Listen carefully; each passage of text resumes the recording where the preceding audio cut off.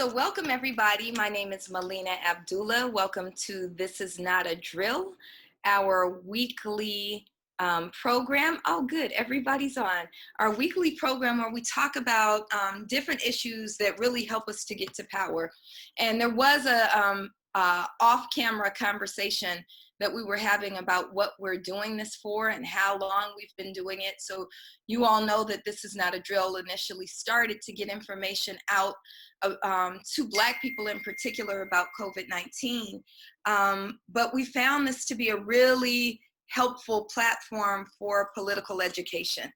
And we're in a moment where the world has cracked wide open, where we're talking about how to move a transformative agenda, an abolitionist agenda, and a lot of different terms, a lot of different thoughts, a lot of different ideas are coming to the fore, and we want to provide space for us to talk about them.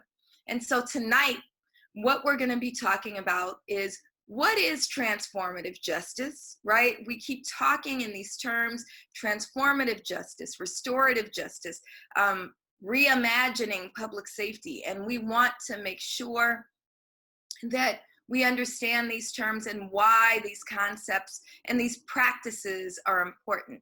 And so we have two phenomenal guests. One is one of my little brothers from another mother, who I love to death, who does phenomenal work. And when I say little, I just mean that you're younger than me, right? Who does phenomenal work at UCLA.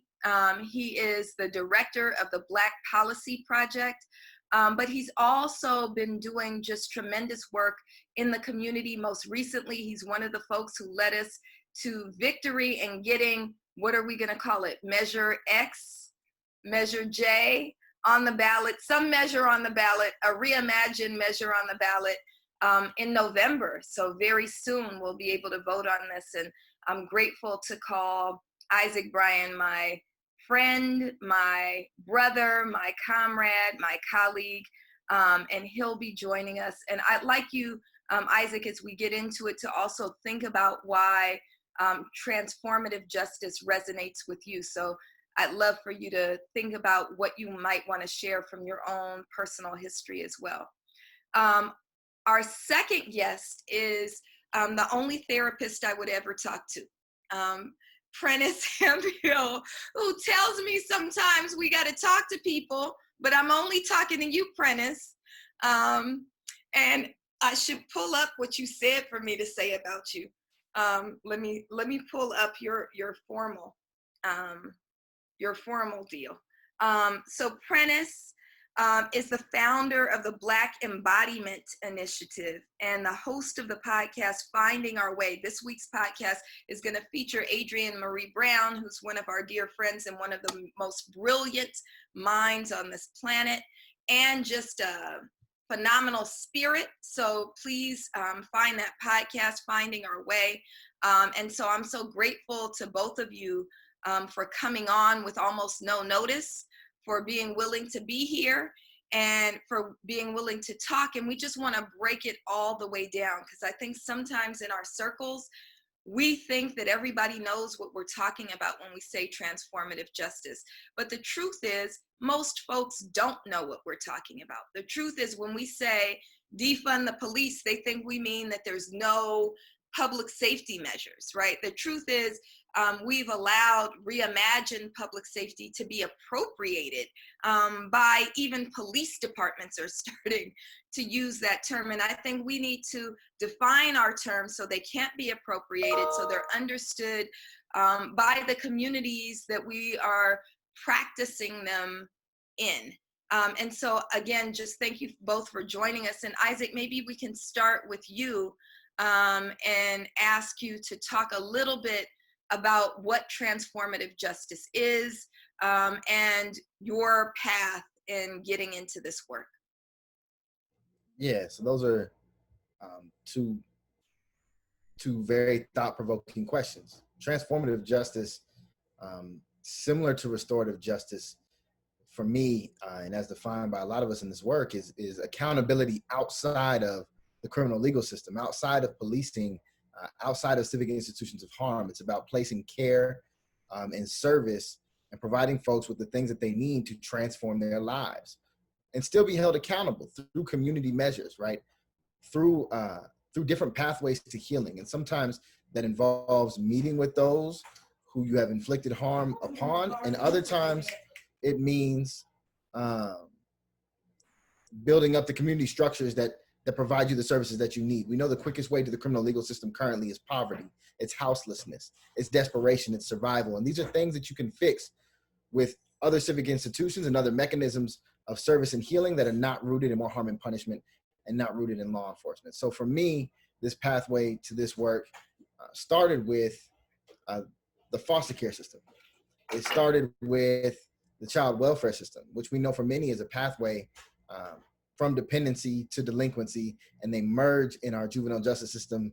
Those who need stable housing, need family support, and those who they allege as delinquent, they put those in the same housing. And so for me and my 12 brothers and sisters, this was a very common thing for us, for law enforcement to be impeding in our lives, impeding in our ability to grow, define ourselves, to achieve self-actualization. Specifically, I think about my older brother who suffers from different mental illnesses, and I think of 5150s and the idea that law enforcement have become the first responders for mental illness, the first responders for all kinds of crises that they could never be trained to handle, that their institution was never designed to handle, and recognizing that gap and how it exacerbated the trauma, exacerbated the harm for some of my siblings and others in my communities. It really led me to figuring out for myself how I wanted to get involved in this work as an organizer, as a scholar, as a policy broker. I actually don't care what you call me. If it's about transformative change, I'm about that action. And transformative justice is one of those measures, one of those ways of thinking, one of those frameworks that allows us to move beyond what we think of when we think of public safety and really reimagine in the true community sense what safety looks like. And that's community forms of accountability that are rooted in healing and not in punishment and not in the carceral system. Ashe. And I just want to underscore one thing, that you all have started to use this term criminal legal system. For years, it has bothered me that we were trained to call it a criminal justice system when the system is not just. And I've just been starting to hear that language that takes justice away from a system that's unjust. And so I think even that is a form of power. What you're saying makes me think of the ways in which justice practices indigenous to our community have been utilized, right? So we've been placed in systems that are really foreign to who we are as African people, as indigenous people. And it's important, I think, that we reclaim what our justice practices are. And I'm wondering, Prentis, if you can weigh in on that. Where does this approach to transformative justice, and if you could also give us just a very brief and succinct definition of what is transformative justice. Where does that system come from? Did we just invent it, like, I don't know when we started using this term a few years ago, or does it come from somewhere? Thank you, Melina, and thank you, Isaac, for breaking that down so beautifully. I'm really grateful to be in this conversation. There's a lot in what you asked, and I think I'll start with the definition. For me, transformative justice is about how do we address harm and violence in our communities without feeding the carceral system. So when we talk about self-determination or self-governance, all of these concepts, one of our kind of critical vulnerabilities in some ways is the way that we outsource or are forced to outsource the handling of harm and violence in our communities. So transformative justice is all the methods, approaches that allow us to take care of us in our hardest moments. That's what transformative justice is really about at the root. So when I think about that, it's important for us to ground in kind of what you're saying around indigenous ways of addressing harm and violence, that this concept of disappearing people into prisons or jails is a relatively new concept, that we're going to house people away from community and disappear them somewhere. But many, many, many indigenous cultures around the world have at the root a philosophy that connects, that binds us to one another, which means that when we are connected to one another, the harm is not just addressed through the couple individuals who experienced the harm or who participated in the harm, that it's actually really rooted and centered in the whole of community. So a philosophy like Ubuntu, right? That is the philosophy of interrelationship that is unbreakable and informs how we then address harm and violence in our communities. So that understanding that is really critical. And, you know, we can look at, and I think it's important that we focus on the way the criminal legal system operates right now and understand that underneath it is a philosophy around disposability, a philosophy that is anti-healing, a philosophy that is about making certain people disappear in many ways, that philosophy undercuts the way the criminal legal system operates, the way the medical industrial system operates, that there's an interrelation because they all have at the very core a certain philosophy about about humanity and what's possible for us when hard things happen. So I think that's really important to name. And Melina, you're frozen for me, and I don't know if that's the same for you, Isaac. Okay, you're back.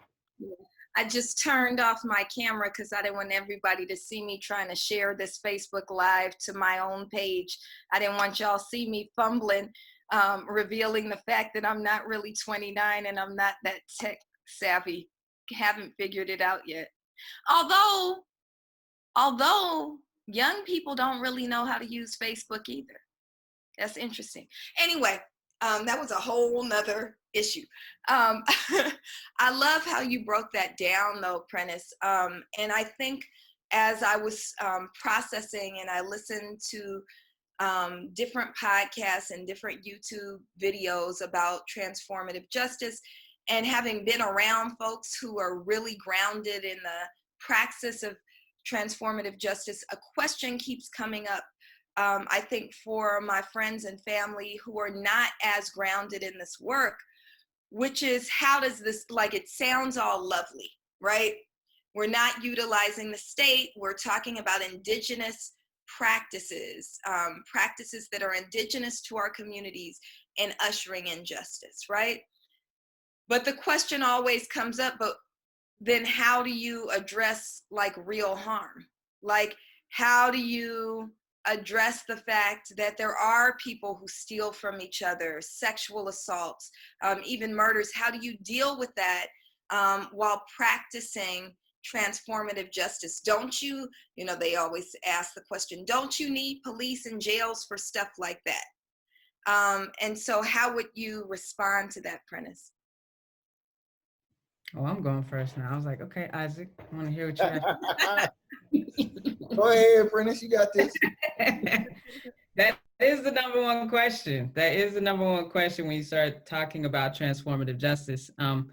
And it's important for us to be grounded enough in the philosophy to be able to engage with that question.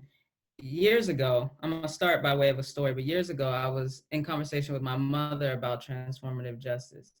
And she was like asking the same questions that you're bringing up right now.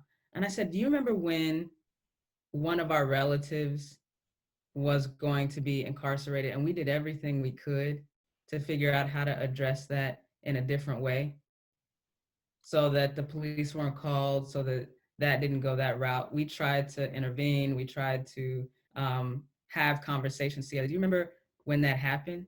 That is some of the root of what we mean when we talk about transformative justice. Those attempts, those interventions are part of what we mean by transformative justice. So I just want to name that the same way that it has indigenous roots, there is a wisdom, I think, in our communities around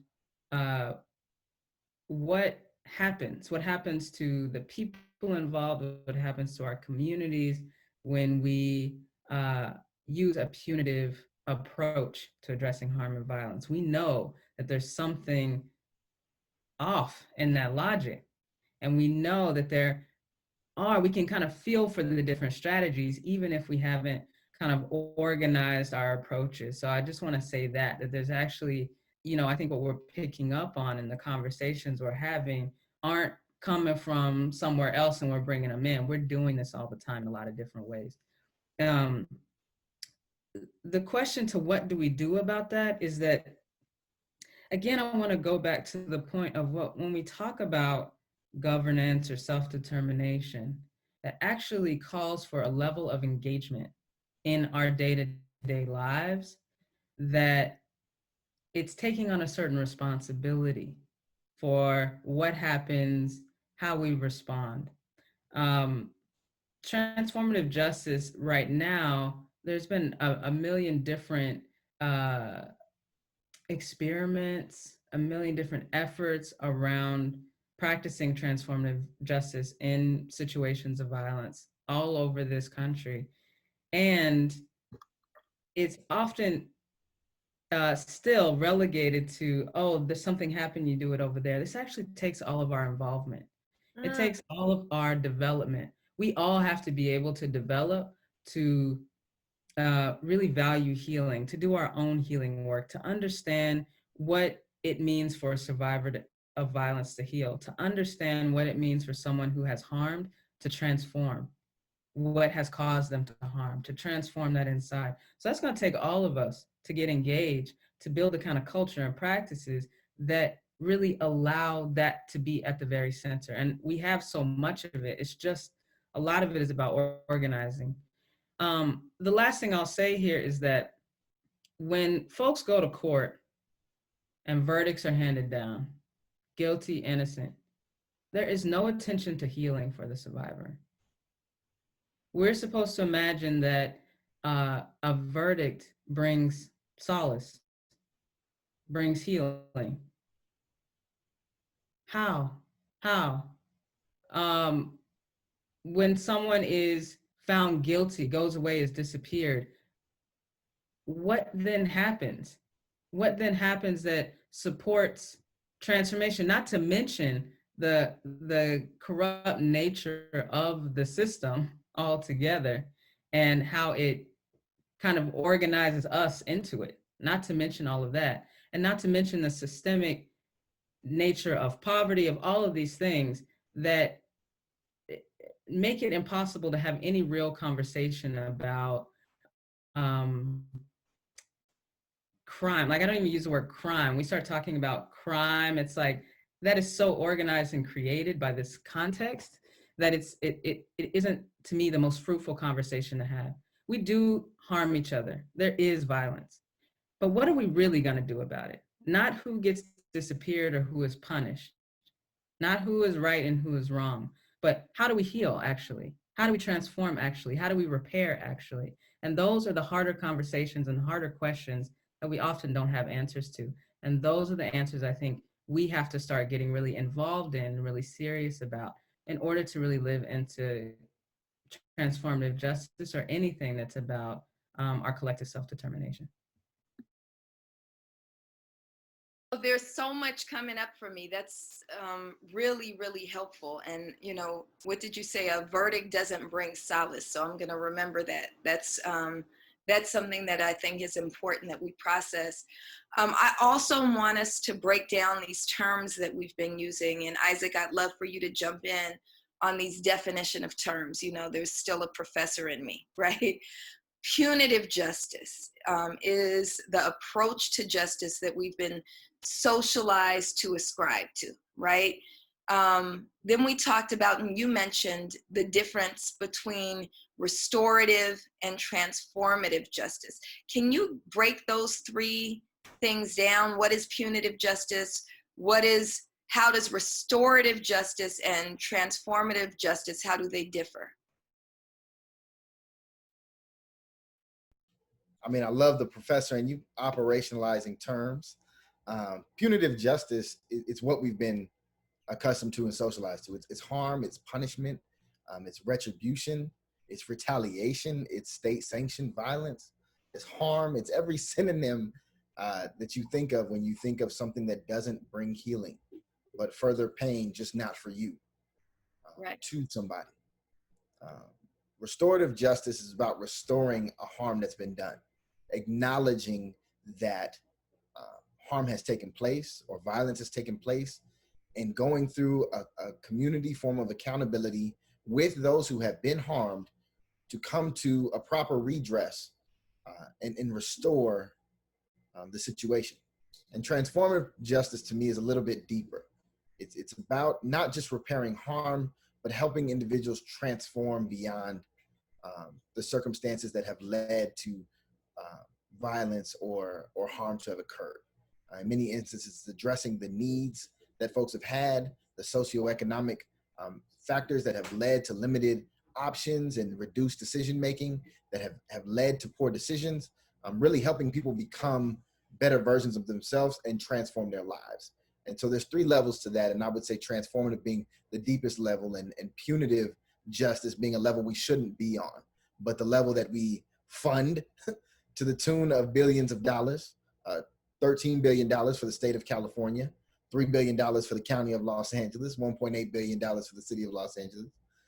It's the kind of justice that brings about more pain and calls it healing, and uses those who have been impacted by violence to further drive that pain, even if they don't understand until after that verdict that solace hasn't been brought, that you don't feel better, and that restoration process hasn't taken place. We've come accustomed to that punitive justice, and we have to move deeper away from it. We have to move towards a restorative lens, but even further to a transformative lens. People deserve an opportunity, and not just young people, right? Not just those who are immune compromised in this moment, but all people deserve an opportunity to transform their lives to become bigger than the circumstances that have limited their options and decision making. Absolutely. As I was talking it through with some of my friends, it seemed that even though we've been conditioned to accept this punitive approach, to ascribe to this punitive approach, the punitive approach is actually dumb. You know, like if somebody steals your cell phone, I don't want them going to jail. I just want my phone back, right? And that's the restorative approach, right? That just give me my damn phone back. That's all I want. I want we want our stuff back, right? If somebody stole it.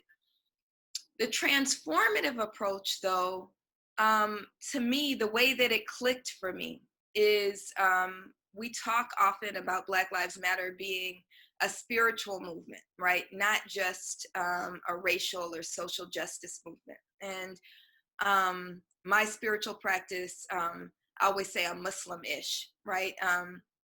So I would never say I'm not Muslim, but I'm also not the most devout Muslim, right? But there is a practice in Islam, and I think Islam is often misrepresented as being a religion that's super strict on abiding by rules and super punitive. But if you actually read the Quran about what defines crime and the obligation of society, it helped me to understand transformative justice. That in Islam, if someone commits a crime, you have to look at society, and society has to be completely absolved of wrongdoing in creating the conditions that caused that person to commit a crime.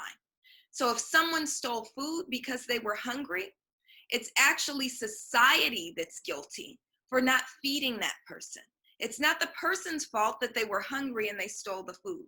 And so for me, transformative justice actually is a spiritual practice that says, and this is what I heard underneath your words, Prentis, and you said this in a way that all of us, justice requires all of us. It's everybody's responsibility to get to a just society. So how are we, if you're talking about things like youth crime, and I don't believe children can commit crimes, right? But youth violation of societal rules, right? Then what is everyone doing? Not just what is the parent doing, but what is everyone doing about this child who might need more art, who might need some therapy, who might be just losing their minds. That's probably not the politically correct way to say it, but because they've been caught in the house since damn March, right? So yeah, they're acting out because they should be playing, right? Because they should be at the beach, because they should be with their friends. And so how does society meet the needs of young people, of all people, really? And that's, I think, and help me with this, I think that's the deepest requirement of transformative justice, is recognizing that all of us, the entire community, is responsible for meeting the needs of our people. Is that right, Prentis? I see you nodding. Give me. I'm on mute saying yes, yes, because that's what we're talking about. That's what we're talking about. Like, transformative justice is asking us to, yes, address the harm between people, but do that looking around that you're talking about. To look around and with the question of, what do we need to transform as a whole so that this doesn't happen again, or can't happen again, or more, it doesn't make sense for this to happen, right? So if we're looking at violence, or we're looking at sexual assault, it's also looking around as a community as saying, what have we allowed? What are the norms? What did we assume? What are the things? What was the role we had as a community? How do we then to transform, heal on a broader level so that that happening doesn't even register, doesn't even make sense in the same way? So I think that is really the real task and also gift inside of transformative justice, because it keeps allowing us to look in, refine, keeps allowing us to transform, keeps allowing us to grow. When we get stuck in a box around things, oh, there are these rules, you got to abide by these, you get this, it keeps us from reflecting and growing and deepening and becoming more engaged in our own community building. And so I just think what you said is absolutely right. It's like, what is this moment teaching us about ourselves? And that's really the question at the root of it. Right. And Melina. for the viewers on Facebook, please, this is meant to be as interactive as possible. Please drop any questions or thoughts that you have into the comments, and we'll make sure that we pass those on and try to engage your thoughts and questions. Isaac? Yeah, the idea of transformative justice is, as you both were speaking such profound words, it just reminded me of the defund police calls, right? And this idea that when we take community accountability for harm that's been done, and we look at the need for proper redress, and we look at the norms, the socialization, the behaviors, the socioeconomic conditions that have led for violence to take place, and we have solutions and ideas of ways we can combat these things, it requires, in many instances, civic resources. It requires a collective investment. And that's where our government institutions act on the behalf of the collective, are supposed to. But we are funneling that money to punitive justice and to harm, and it leaves us unable to use those resources to transform our communities and allow for that transformation of ourselves to take place. And I think that's really something that, for some reason, is getting lost from time to time in the discourse about what defund the police really means, what reimagining public safety really means. It's reimagining these community conditions, the community deciding for themselves what appropriate emergency response and what appropriate investments need to be made, and then having the resources freed up to do it. And also being able to say what we don't need. And I think that's what, in this moment, a lot of us have said, what we don't need. And it's not this overblown police and incarceration budget that we've just become accustomed to. Right. And I've been saying often that nobody Black has ever felt safer when a police car pulled up behind them, right? That those approaches to so-called justice, we know innately that that's not justice, right? The more money that they put in police, the less resources they have for the things that actually make communities safe. But I want us to follow up, Isaac, on what you're raising, because some of what I've been seeing is like a debate around transformative justice in kind of a dispute that transformative justice has to take place, has to be grounded in the community, and we can't outsource it to institutions. So transformative justice isn't going to take place through DCFS. It's not going to take place through the school system. It's not going to take place through our governmental agencies. Transformative justice, from my understanding and kind of this debate,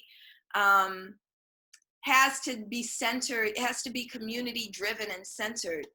And so when I'm hearing you talk about defund the police, which you know I say strongly, and especially when people are trying to push back against it, I'm like, why are you pushing back against it? You see what we're spending this money on. We want to take that money and put it into other things. But what I'm hearing you say, and tell me if I'm wrong, is that yes, transformative justice has to be community driven, community centered, but the role of institutions is to provide resource. So they're not driving the justice process, but they're freeing up resources that enable us to drive the justice process. It's complicated for me. Tell me if I'm right. I'm trying to follow it. With love, you are right, I think. Because from my perspective, I think there are the social determinants of survival that our civic institutions have a responsibility to provide for us. Everyone deserves housing. Housing is a human right. South Central need grocery stores, right? We deserve public health infrastructure, right? And the ability to receive the care we need when we're sick. We deserve some of these basic foundational blocks of community building that other communities across this country and even in the city of Los Angeles so affluently have afforded to them. We deserve this foundational quality of life that I think our governments have a responsibility to provide, from my perspective. When it comes to what accountability looks like, you're right. That's where the trade-off needs to go back to communities that have experienced harm, communities that have perpetuated harm, and that healing needs to take place in a way. But I don't think that fully happens without the foundations of survival being provided by our civic institutions. I'm all for us by us, and to do that, we've got to move out of white heteronormative capitalism and patriarchy. But in the current construct of those things reigning, our civic institutions have to step up to the plate. And I grapple with that daily. Even saying that, it's understanding capitalism is a root of so much of this problem. White supremacy is a root of so much of this problem. And how do you navigate when you need to survive and overthrow at the same time? And I think that's an unfair burden that our community has to grapple with daily, if that makes sense. It makes a lot of sense. Now, look, these Facebook viewers gonna get us tripped up. So here's a hard-ass question, Prentis. I'm gonna put it to you because you're brilliant. Maybe you can help us figure this out. How do we connect transformative justice practices to that of killer cops and the trauma caused on larger society? So here's how I'm reading it. We say that as long as there is a criminal legal system and as long as there are jails, killer cops should be the first ones in it. But if we're adopting transformative justice practices, how do we deal with killer cops? That's the question. That's a hard-ass question in my view. I don't know what the answer is. It is a hard question. It's a hard question that I wish I wish you weren't posing to me. What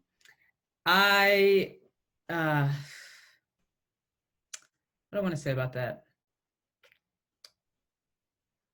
Here's the thing. I'm going to answer that directly, but I think often when we get into conversations about transformative justice, my experience of doing this work for 10 years is that we'll often come to this edge, and I think you kind of asked it at the top too, Melina, of like, what do we do with these people? What do we do with these people? What do we do with these people?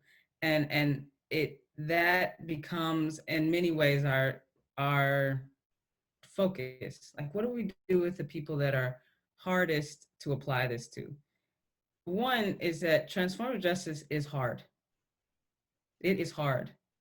Like, it sounds nice, and it is, I think, actually the way for us to do all the things that we are talking about.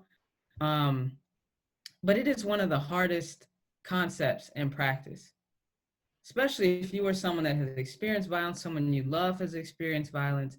It is a very hard principle to hold. And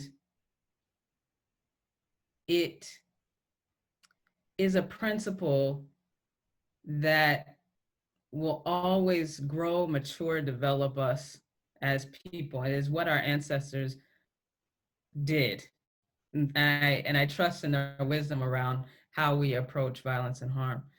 To answer that question directly, in terms of the next step there, I don't know. But in terms of the principle, I adhere to it. I am committed to it because I trust that it will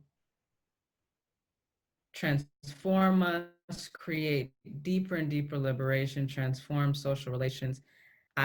In terms of killer cops, one, the last people that we are ever going to be able to engage in a TJ process in this current context is a cop that has killed someone. Like, that is actually the last scenario in which we're going to be able to actually apply this. And I hope that we will do enough transformation that we won't even have to, that so many things will be dismantled that we won't even have to sit at that intersection. But I believe that there is value in adhering to our principles around transformative justice, no matter who it is. And I really hate to say that, but I often get, I started this work, I'm gonna reveal this. I started doing transformative justice work around childhood sexual abuse. That's where I was trained up around these principles and these processes. It's through instances of childhood sexual abuse. Those are often the folks that people are like, what about people that harm children? Do they also get to engage in this process? And the way I was trained up is that the reason why we go to that intersection is because it's so hard and because it holds so much information about power dynamics, about oppression, about exploitation, about power over. When we look at childhood sexual abuse, there's so much in there, gender-based violence, everything is in there. So if we can work hard to think about TJ, to practice TJ very, very carefully, even in those instances, on a deep level where we're actually moving towards transformation. What does it mean about what our community becomes, who we become in that moment? So I think the hard answer is we always have to move towards it. We always have to move towards it, even when it's the hardest scenarios. So a question coming up that I think just you can build from what you just said is, so what's the rollout, right? They didn't use that term, but what's the rollout? How do we begin to practice? How do we get this in place? How do we begin to practice transformative justice? What are some things that we can do right now? Prentis. Yeah, Prentis. Oh yeah, she asking you. Okay. I just feel like you open that up. Yeah. I would just say that we have been practicing this. Like I said, it really, you can rest in that there is an unbroken historical line between you and your ancestors where different iterations have been practiced throughout time. So we're in the flow. But in the last 20 years, there have been so many experiments that we can learn from that are currently active, that have historically been active.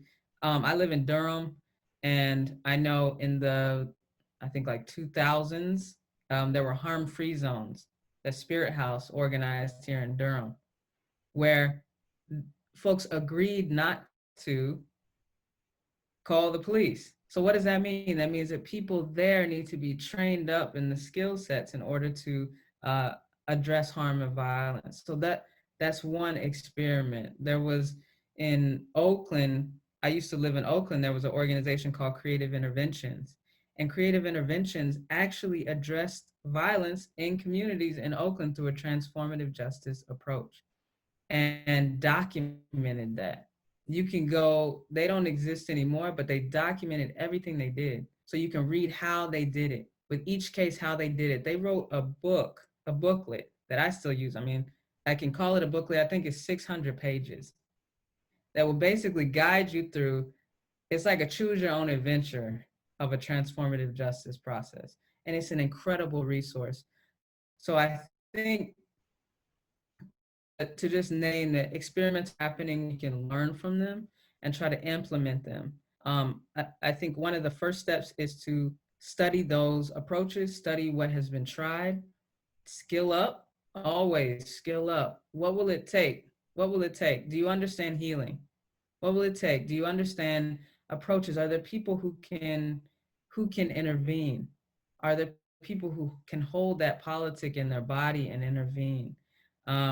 Are there places to go? Are there resources collected? So we can start this on a small scale, start it where you are with people you know, because there's honestly harm and violence happening all the time, all around us. So we can practice together, but there's a lot of examples that we can draw from kind of in the meantime and get and try to figure out what's going to work best for where we are in this moment. And I'd love Isaac to weigh in. I want to just lift up too that transformative justice also demands of us that we build community, that we don't succumb to the white supremacist practice of individualism, right? Transformative justice is about recognizing that when communities come together, we have power to hold each other accountable. And also it prevents a lot of the so-called crimes from happening in the first place. It deepens understanding, right? Some of the data, and people are continuing to ask questions around defunding the police. Some of the data that's been coming out lately shows that 92 to 96% of the 911 calls are non-violent calls, right?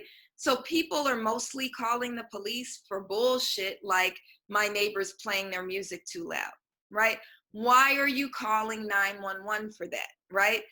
A transformative justice practice might be, because I remember I was really protective when I had especially when I had my first child.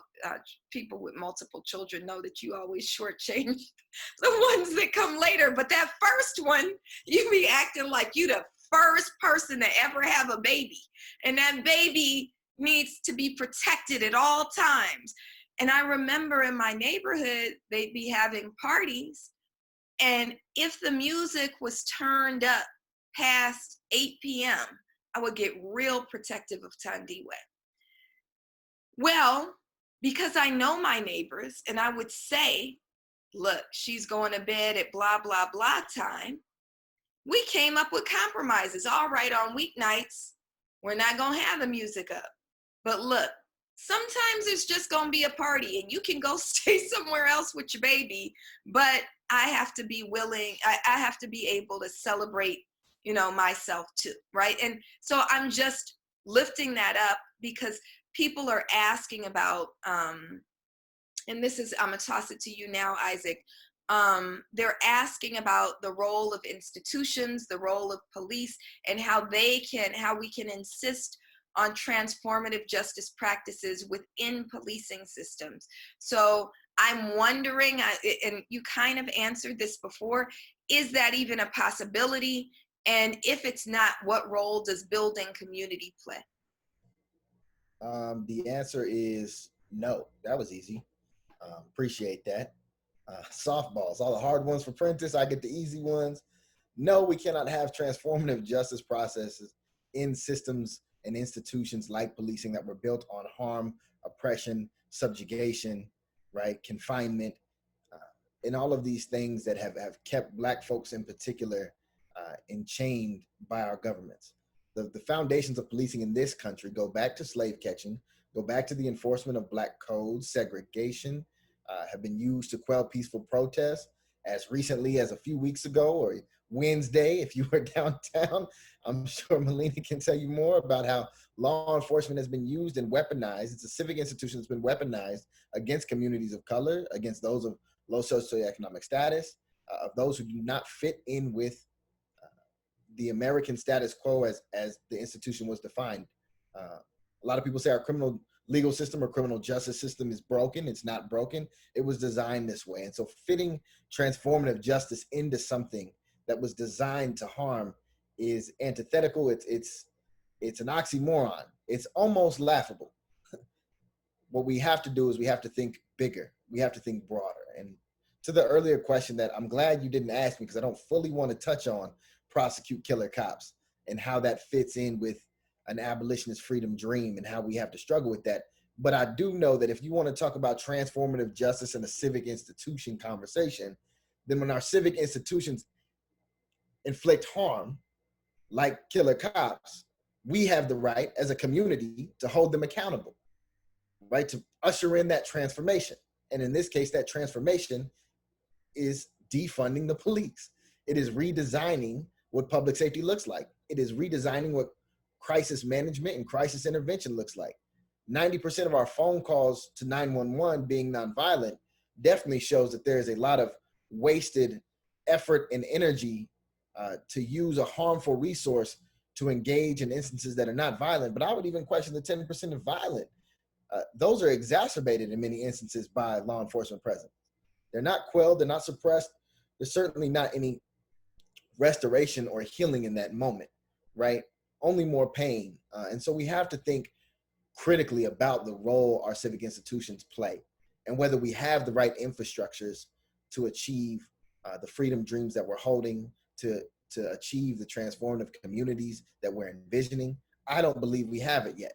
And part of the reason I don't believe we have it from our civic institutions is because too much of our resources, too much of our budgets are going to these institutions of harm and have been historically. And that historic investment there has been a divestment from all of the things we've actually needed.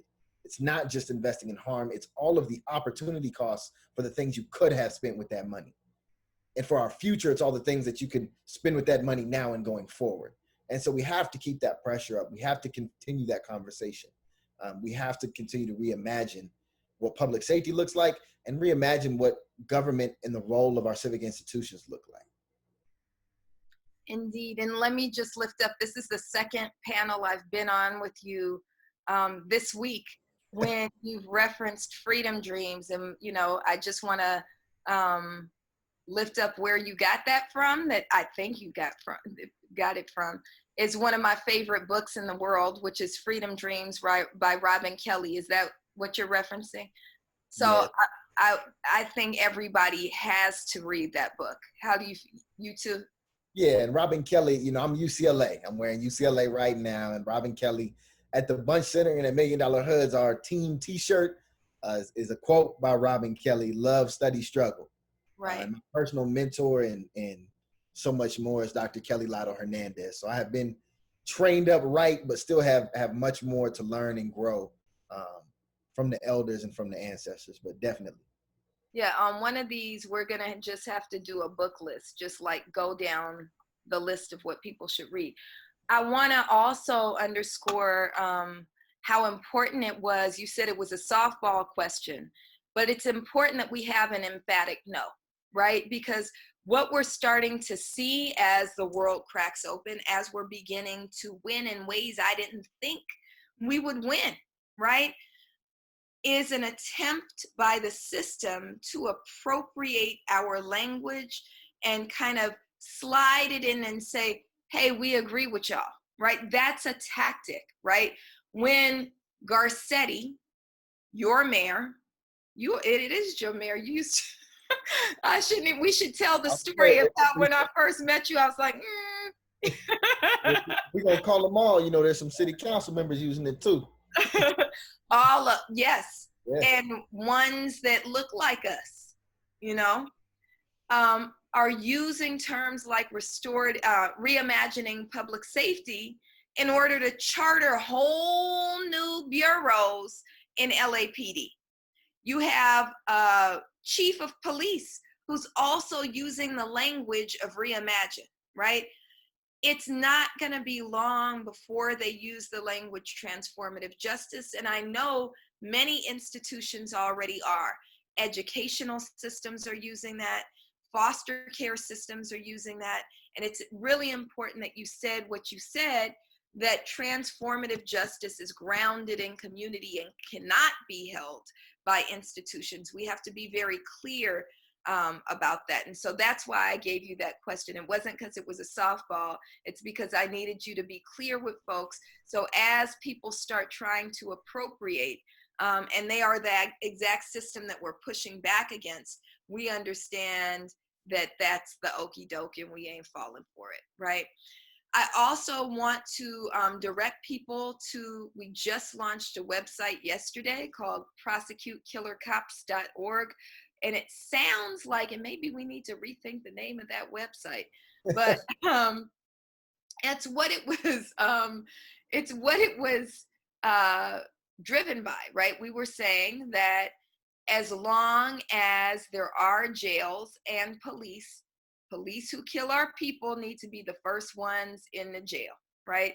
And it took me a long time to get to that because I always hated, for instance, that chant, indict, convict, send those killer cops to jail. The whole damn system is guilty as hell. I felt like it was arguing against itself, right? If the whole system is guilty as hell, why are you using the system to bring justice, right?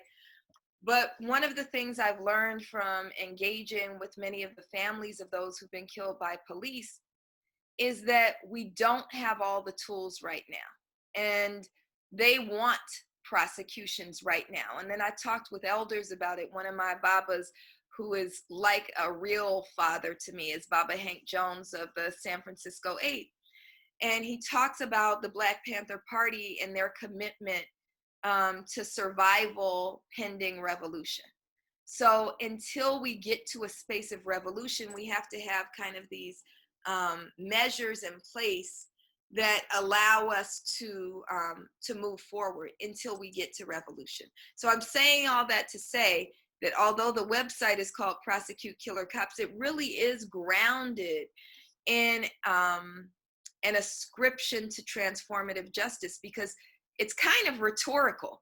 You know, District Attorney Jackie Lacey ain't prosecuting no damn killer cops. She hasn't. 618 people have been killed by police since she's been in office. She's only pressed charges in one case, and none of them have acted. All of the killer cops in her tenure are still walking the streets, right?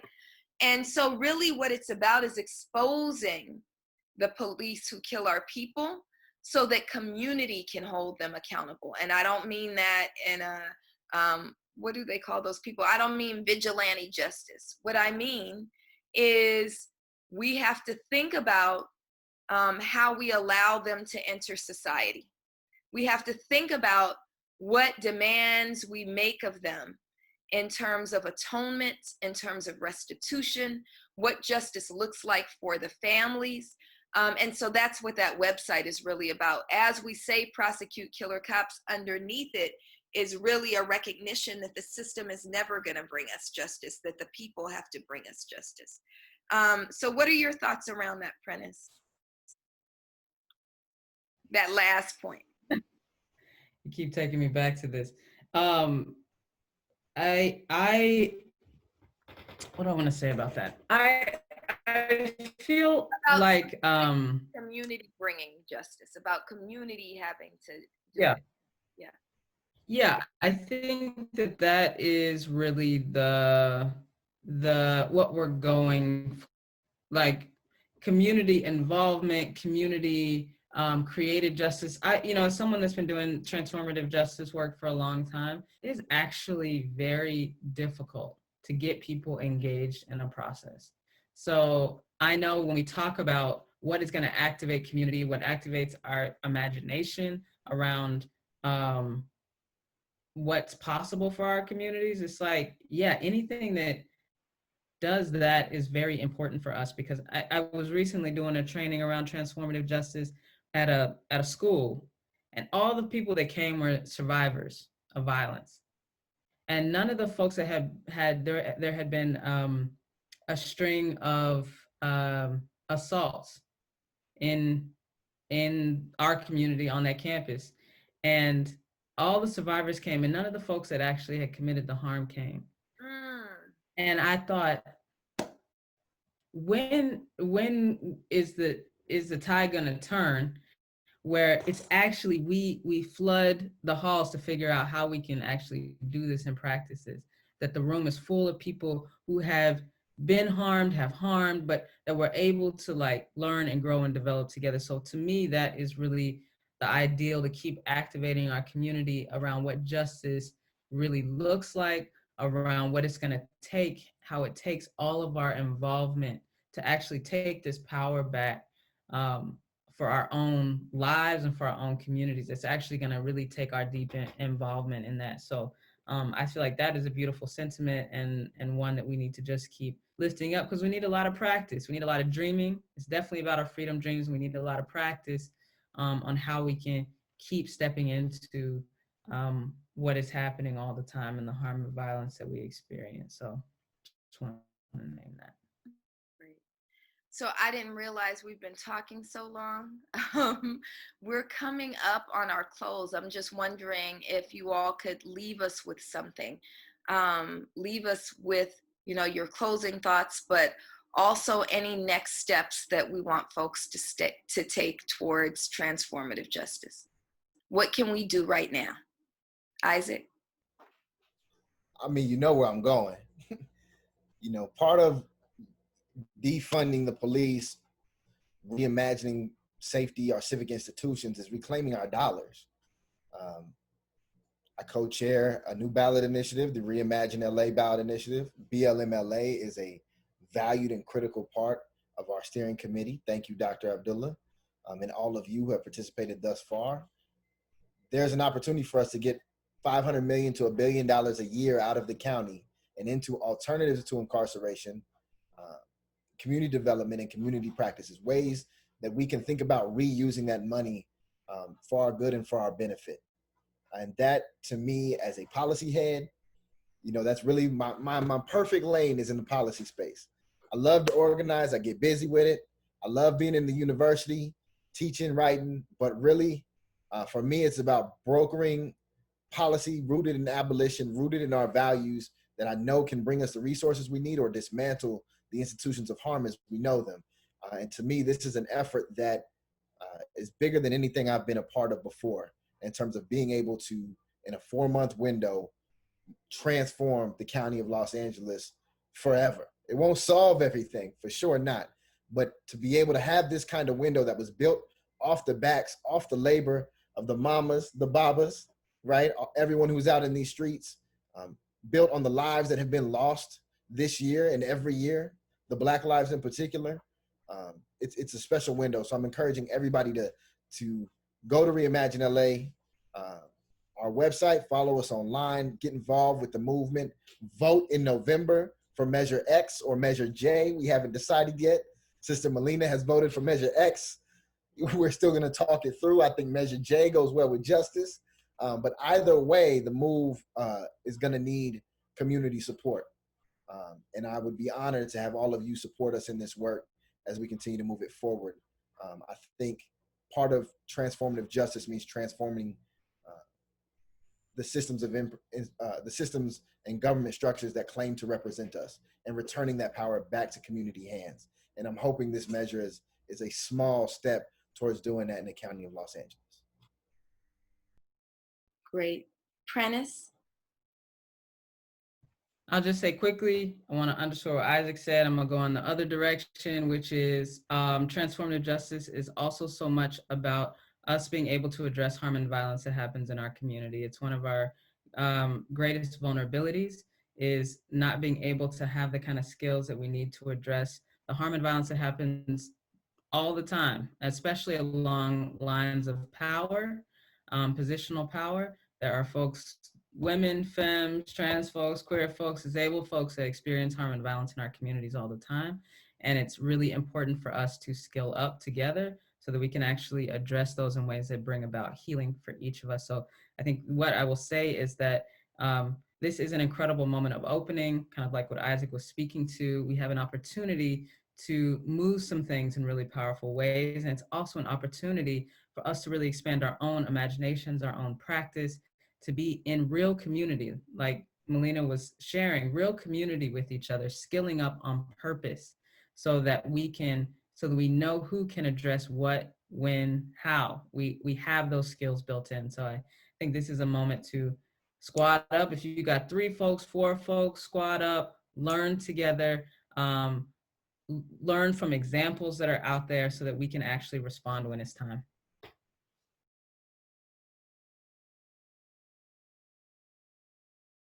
I'm talking without unmuting. I want to thank you both for being here. I want to thank you both for giving us, shedding some light on what transformative justice is, for challenging us to be active around these questions of justice. We want everybody to vote for either Measure J or Measure X, the Reimagine LA ballot initiative, which made it. So this is also, in my view, part of restorative justice. Also means celebrating our victories, right? Reminding ourselves that we can win and that we are winning. We made it to the ballot. And if it weren't for the power and vision of people, it would not be on the ballot. It's on the ballot November 3rd, right? And that's a victory that we just won yesterday, right? We also want to lift up, or day before yesterday, right? We also want to lift up, since we're talking about voting, you know what I'm gonna say, is that as long as you're there, as long as you got a ballot in your hand, and even if you don't, this is a reason to get a ballot. I'm not big on the presidential election. I know some people are. But you have to vote for the things that impact you every day, right? And as we've been talking about 618 people being killed by police in Los Angeles County since Jackie Lacey took office, we have got to vote her out. And so make sure that you pass that message along, that we are voting against Jackie Lacey. We also want to offer just a couple of quick announcements as we're talking about build community. Come build community with us. Come build community with Black Lives Matter Los Angeles. Part of that is joining This Is Not a Drill every Thursday night, 7 o'clock. We're here on Facebook Live. We also organize in person. If you are still getting down with folks in person, bring your mask and come to McCarty Memorial Church on Sunday evening at 7 o'clock. Sunday evening at 7 o'clock, McCarty Memorial Church. We will feed you, and then we will talk about Black August. Many of you know that this is Black August. This is a month when we acknowledge and celebrate our political and politicized prisoners, where we recognize we are not the first ones to do freedom work, and we recognize and honor those who've walked before us. So come learn about what Black August is and how you can participate in the commemoration of Black August for the rest of the month. So that's what we got coming up. And we are again grateful to Prentis. Somebody just dropped me a note. Prentis and Isaac for joining us. We're also grateful to pro bono interpreters who've been with us every single week for the last several weeks. Thank you so much, Richard. Thank you so much, Mac. You can follow pro bono interpreters at probonoasl.com, and also on Instagram, Twitter, and Facebook at probonoasl. We're very, very grateful to have you. I've been asked to also lift up that we want to keep calling Gavin Newsom, the governor, and telling him to sign that ethnic studies bill, AB 1460. It's already passed through the legislature. We need his signature. And also tell the legislature to pass SB 731. More of that is on our social media, and Black Lives Matter is on Instagram at BLM Los Angeles and on Twitter at BLMLA. Again, thank you so much for being here, being with us, and join us next week on This Is Not a Drill. Love y'all.